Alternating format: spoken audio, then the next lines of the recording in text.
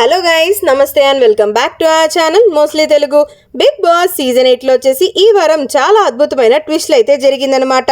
ఇకపోతే ఈ వారం నామినేషన్స్ లో ఎవరెవరు ఉన్నారో మనకు ఆల్రెడీ తెలిసిన విషయమే కదా.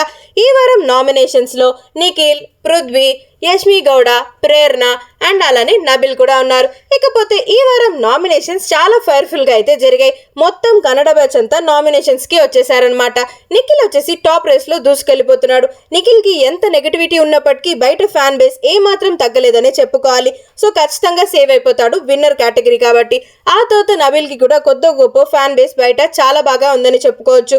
సో నబిల్ కూడా ఆబ్వియస్ గా సేవ్ అయిపోతాడు. నెక్స్ట్ వచ్చేసి ఆ లిస్ట్ లో ఉన్నది ప్రేరణనే.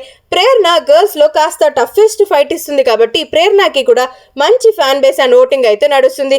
ఇంకా చెప్పాలంటే స్ట్రాంగెస్ట్ పిఆర్ పెట్టుకుని వచ్చిందనమాట ప్రేరణ. ఈ వారం ఎటు చూసినా సరే యష్మి గౌడ అండ్ పృథ్వీకే వెన్నుపోటు పొడిచేలాగా ఉందన్నమాట.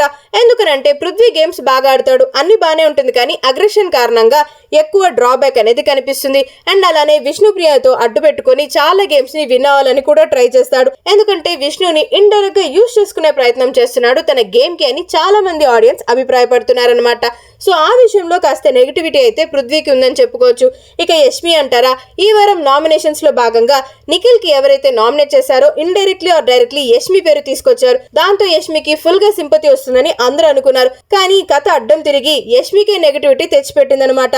ఎందుకనంటే యష్మి యూజ్ చేసిన స్టేట్మెంట్స్ నిఖిల్ విషయంలో చాలా వరకు రాంగ్ అన్నట్లుగా ప్రూవ్ అయింది. సో ఇక ఈ వారం వచ్చేసి డేంజర్ జోన్ లో యష్మి ఆర్ పృథ్వీలలో ఎవరో ఒకరు పక్కా ఎలిమినేట్ అవుతారు. కానీ మన బిగ్ బాస్ ఏమైనా ట్విస్ట్ పెట్టేసి ఇంకెవరినైనా తీసుకొస్తే ఏం చెప్పలేం గానీ ప్రస్తుతానికైతే యష్మి ఆర్ పృథ్వీలలో ఎవరో ఒకరు ఎలిమినేట్ అవ్వడం మాత్రం పక్కా అనిపిస్తుంది. మరి ఈ ఇద్దరిలో ఎవరు ఎలిమినేట్ అవ్వాలని మీరు అనుకున్నారో కామెంట్ బాక్స్ లో చెప్పేయండి.